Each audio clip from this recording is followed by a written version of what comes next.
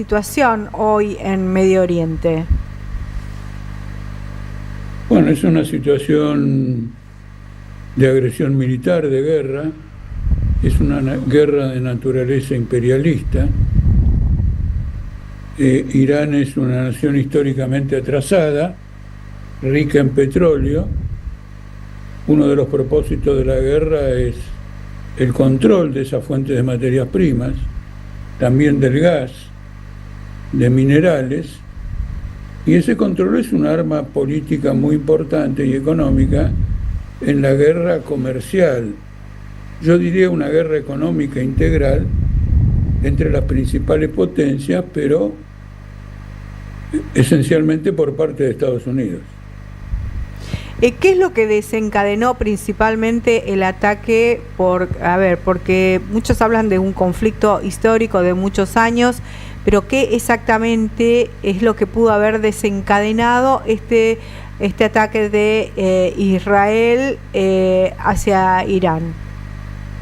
Indudablemente, lo que ha desencadenado este ataque es la derrota que ha infligido el Estado de Israel a Hamás, a Hezbollah, a Bashar al-Assad. Es decir, la orientación política irreversible de lograr una solución final en Gaza y anexar la Cisjordania y establecer un Estado de Israel desde el río Jordán al mar Mediterráneo, no es posible sin sacar del tablero político del Medio Oriente y del tablero militar del Medio Oriente a Irán. El propósito de destruir los objetivos de enriquecimiento de uranio por parte de Irán es simplemente una política ¿cómo se le diría?, de diversión de los objetivos fundamentales. Cualquiera sea el grado de enriquecimiento de uranio por parte de Irán, está muy lejos de poder tener acceso a un arma militar atómica que pueda considerarse por Israel como una amenaza de tipo precisamente militar. El objetivo es que la guerra de exterminio que ha desarrollado Netanyahu en Gaza y que continúa sistemáticamente a pesar del otro frente con Irán, y la expulsión sistemática de palestinos de Cisjordania con el objetivo de establecer un Estado de Israel en el territorio histórico palestino, son las razones fundamentales de esta guerra, son realmente las determinantes, a las que se agrega la presencia de las Fuerzas Armadas de Israel en el Líbano y en Siria, en lo que se presenta como una disputa muy importante, porque probablemente el objetivo del Estado de Israel sea convertir a estos dos países en una especie de búnker contra hostilidades que suponga exteriormente, o convertirlos en estados satélites de Israel, y de ese modo rediseñar completamente el panorama del Medio Oriente, que no va a ser un panorama pacífico, va a ser un panorama mucho más agresivo, porque van a entrar a tallar los intereses de Turquía, y cuando uno habla de Turquía, habla del Mar Negro, habla de Ucrania, y habla de la guerra de OTAN y Rusia en terreno ucraniano y en terreno europeo. Es un escenario mundial, y por lo tanto la guerra económica, las disputas geopolíticas y estas guerras militares es una etapa histórica nueva del capitalismo, una etapa de guerras mundiales que tienen que ver con las contradicciones insalvables del capitalismo, con la declinación internacional de Estados Unidos, que es reconocida por el propio grupo al cual está vinculado Trump, que se llama MAGA, Hagamos Estados Unidos Fuerte Nuevamente, y que justamente desarrolla la tesis que Estados Unidos está en una grave situación histórica, debería replegarse sobre sí mismo, pero estos conflictos internacionales y la guerra comercial lleva a Estados Unidos a impulsar un escenario de guerra internacional. Altamira, sin duda de que a la luz de lo que sucedió hace décadas atrás con Irak, que la excusa fue atacarla porque tenía armamento de destrucción masiva, pero que finalmente no fue así, no extrañaría que suceda lo mismo con Irán ahora. Ahora, reducir toda una lucha de capital a una intención del capitalismo de quedarse con las riquezas de Irán, ¿no es un poco negar el financiamiento de Irán a organizaciones terroristas que siembran también muerte indiscriminada y de inocentes, como por ejemplo sucedió aquí en la Argentina con la AMI y con la embajada? Escúchame, no tengo la menor intención de absolver a Irán de nada. Tenga la plena convicción, porque además he repudiado y he participado de los repudios a los atentados a la Embajada de Israel y a la AMI. La justicia argentina y la Corte Suprema todavía tienen que probar que haya sido Irán. Mi repudio ha sido independiente de quién sea efectivamente el autor, pero lo tienen que probar, porque hay una fuerte sospecha de que los aparatos de espionaje de Estados Unidos, de Israel, etcétera, procuran utilizar estos atentados como una nueva carta de acusación contra Irán en el marco de esta guerra. Y le voy a señalar una circunstancia interesante. Cuando el gobierno de Cristina Kirchner firmó un entendimiento con Irán para interrogar a los eventuales responsables en Teherán, el gobierno norteamericano se encontraba en una línea de apaciguamiento de sus relaciones con Irán, porque Obama, Putin, Xi Jinping, Cameron, Merkel, Macron, habían logrado un acuerdo con Irán de control de sus operaciones de enriquecimiento de uranio, de sus operaciones nucleares. Entonces era un momento en que se aflojó de algún modo la presión contra Irán acá en la Argentina y la derecha procuró avivarla. Ahora que tenemos la situación contraria, no un concierto de naciones poderosas que dicen haber llegado a un acuerdo con Irán, sino por el contrario, una acción unilateral de parte de Estados Unidos que afirma que Irán es un peligro inminente para el mundo, sin el mayor fundamento, las cosas han cambiado. Y acá en Argentina vamos a tener ahora el inicio del juicio oral y público a la expresidenta de la Nación, Cristina Kirchner, por este entendimiento, este documento, memorando con Irán, que la acusación la califica como traición a la patria.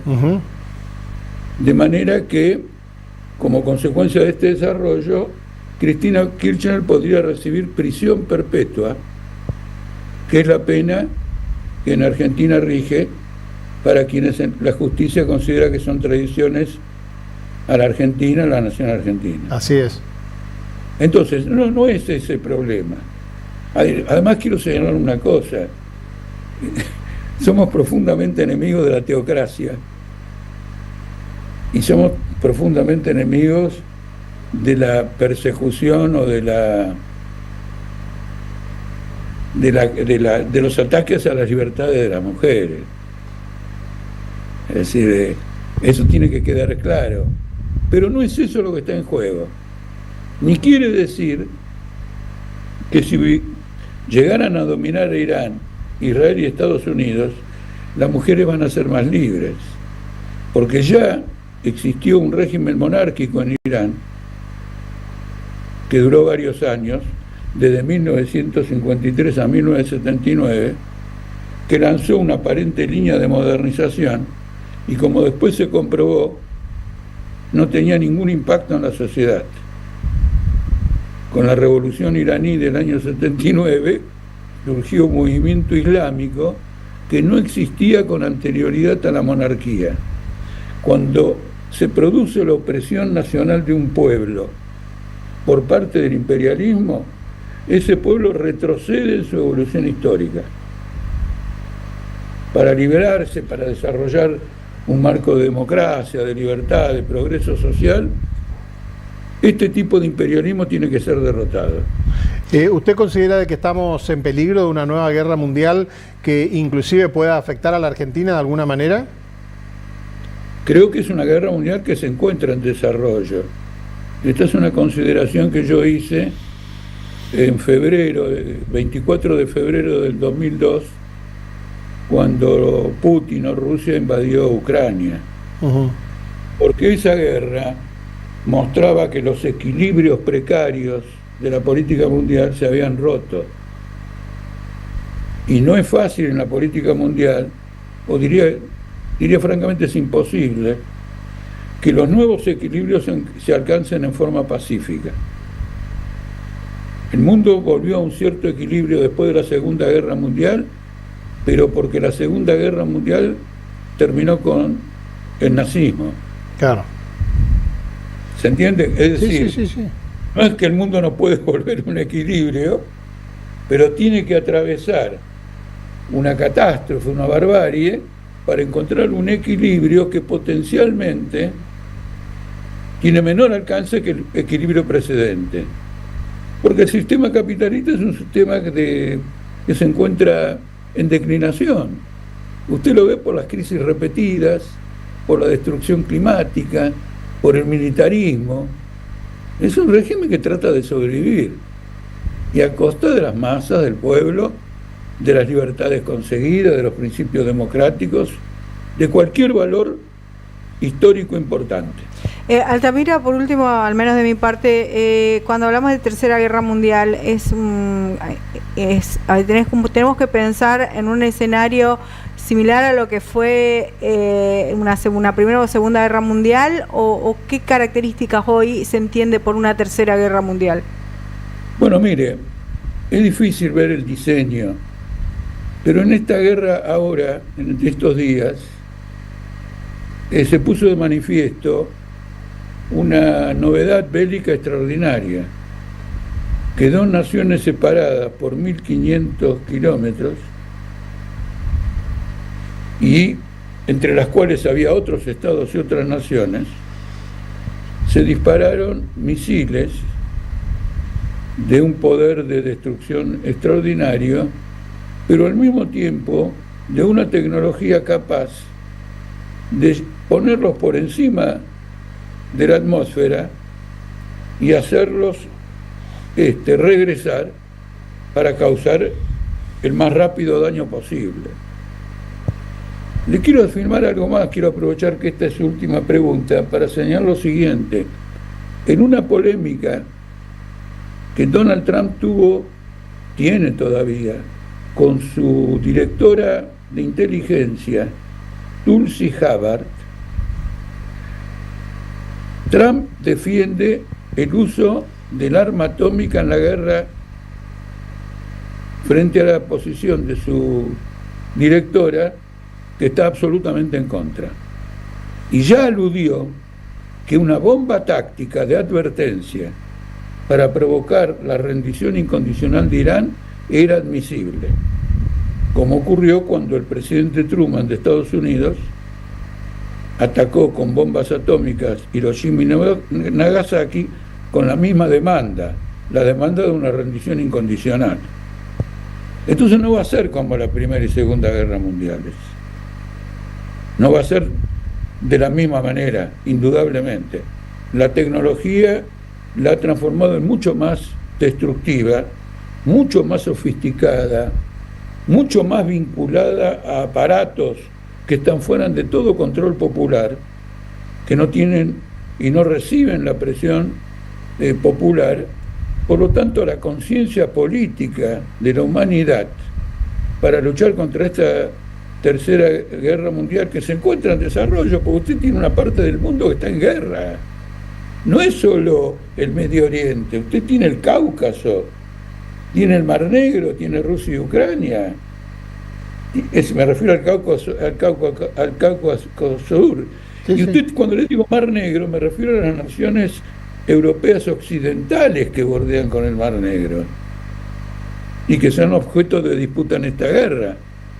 No, creo que es una situación más grave. Por eso, aquí en Argentina nosotros nos hemos destacado frente a una cosa que es comprensible, que el pueblo está tan agobiado por los problemas cotidianos del país, que a veces no puede pensar los problemas internacionales. Estamos haciendo un esfuerzo por concientizar sobre el problema de la guerra a un pueblo que está pasando dificultades extremas para sobrevivir día a día en materia de alimentación, vivienda, salud, etcétera. La guerra nos queda muy lejos, digamos. Bueno, eso es lo que creo que definitivamente no. Definitivamente no, por la simple razón. Bueno, les digo dos motivos fundamentales. En primer lugar, Milei apoya la guerra de Israel contra Irán, e incluso ha dicho que iba a mandar un barco con provisiones, etcétera. Algo que es una locura, ¿no? Fue lo que hizo Menem, Sí. con la guerra del Golfo. Así que, bueno, eso es en primer lugar. En segundo lugar, cuando yo le aludí al petróleo de Irán, la guerra se libra una vez que las grandes potencias tienen un control más firme de las materias primas que les permite sustentar una industrialización basada en la producción de armas. Por lo tanto, la presión sobre América Latina por sus recursos naturales se va a acentuar enormemente. Esto es parte del problema o del diseño con el que Trump ha concebido el tema de la guerra económica. Y solamente le digo que no digo guerra comercial y digo guerra económica, porque no es una guerra que se reduce al tema de aranceles aduaneros, sino que Trump exige modificaciones en el régimen impositivo y en el régimen industrial de todos los países con los que se encuentra enfrentado. Entonces usted se da cuenta que esto ya no tiene una característica puramente comercial, sino que es un diseño agresivo en el marco de una guerra mundial en desarrollo. Altamira, le agradecemos mucho este tiempo y este contacto. Muchísimas gracias a ustedes. Hasta luego.